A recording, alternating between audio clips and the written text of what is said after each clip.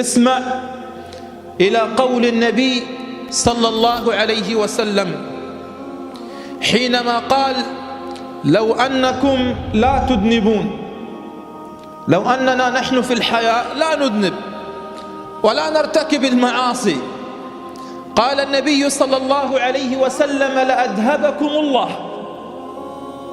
وجاء بقوم يذنبون فيستغفرون فيغفر الله لهم. لجاء بقوم يذنبون فيستغفرون فيغفر الله عز وجل لهم. ولهذا ماذا قال إبليس؟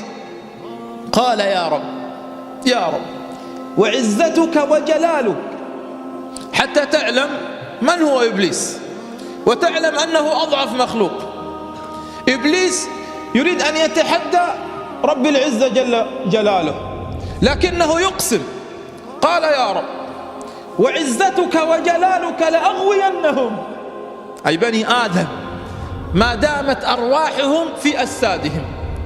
طول ما هذه الروح في هذا الجسد ذنوب، معاصي، كبائر، بعد عن الصلاة، ربا، زنا، معاصي وذنوب، لأغوينهم ما دامت أرواحهم في أجسادهم. فقال الله عز وجل: وعزتي وجلالي لأغفرن لهم ما داموا يستغفرونني. وعزتي وجلالي لأغفرن لهم ما داموا يستغفرونني. بل اسمع إلى الله عز وجل ماذا قال؟ قال: أنا عند ظن عبدي بي، أنا عند ظن عبدي بي وأنا معه حين يذكرني، فإن ذكرني في نفسه ذكرته في نفسي، وإن ذكرني في ملأ ذكرته في ملأ خير منه، وإن تقرب إلي شبرا تقربت إليه ذراعا، وإن تقرب إلي ذراعا تقربت إليه باعا، وإن أتاني يمشي أتيته هرولة. اسمع أيها الحبيب، اسمع أيها الحبيب إلى هذا الوصف الدقيق: وإن أتاني يمشي أتيته هرولة. اسمع إلى الله عز وجل أيضا الذي يقول: يا ابن آدم إنك ما دعوتني ورجوتني غفرت لك على ما كان منك ولا أبالي. يا ابن آدم لو بلغت ذنوبك عنان السماء ثم استغفرتني لغفرت لك على ما كان منك ولا أبالي. يا ابن آدم لو أتيتني بقراب الأرض خطايا ثم لقيتني لا تشرك بي شيئا لأتيتك بقرابها مغفرا. أيها الحبيب، اسمع إلى هذه القصة التي يرويها ابن قدامة رحمه الله. عن من؟ عن الإمام مالك بن دينار رضي الله عنه. يقول الإمام الذهبي رحمه الله عن مالك بن دينار، يقول: أعلم العلماء وأعلمهم. يقول عن مالك ابن دينار يصفه فيقول: هو أعلم العلماء وأعلمهم. لكن اسمع إلى مالك بن دينار رضي الله عنه الذي يتحدث عن نفسه: أعلم العلماء وأعلمهم. يقول رحمه الله: كنت قاطعا للطريق، أي أنني كنت من قطاع الطرق. قال: فكان الناس يخشون ملاقاتي خوفا من بطشي. قال: تزوجت، وبعدما تزوجت جاءتني طفلة اسمها فاطمة. قال: فكبرت حتى بلغت 3 سنوات. قال: في يوم من الأيام ماتت فاطمة، ماتت تلك الطفلة الصغيرة. قال: فجاءني الشيطان وقال: يا مالك لتسكرن الليل سكرة ما سكرت قبلها قط، لتسكرن الليل. وكان سكيرا، أي أنه كان يدمن شرب الخمر، كان مدمن مالك بن دينار لشرب الخمر. قال: لتسكرن الليل سكرة ما سكرت قبلها قط. قال: فسكرت ليلته. قال: فمن شدة ما شربت من الخمر أنني نمت، وقعت على الأرض فنمت. قال فجاءني في المنام، اسمع أيها الحبيب، قال جاءني في المنام أن القيامة قد قامت، وقد بعثر ما في القبور، وحصل ما في الصدور، وإذا بالمنادي ينادي على الناس فلان ابن فلان هلم للعرض على الله، فلان ابن فلان هلم للعرض على الله. قال فنودي باسمي فلان ابن فلان هلم للعرض أمام الله.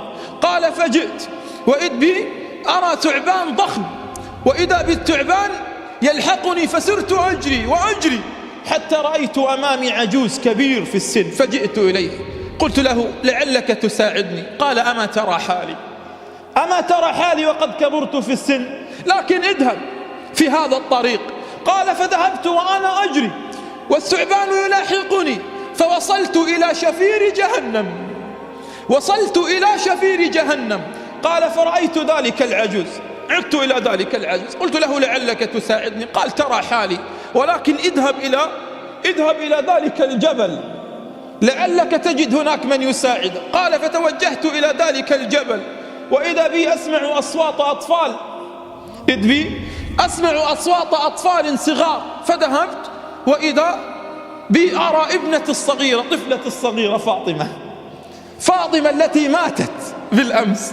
قال فحملتها على يدي، ثم نظرت إلي فضربت على لحيتي، ثم قالت يا أبتي ألم يأني للذين آمنوا أن تخشع قلوبهم لذكر الله؟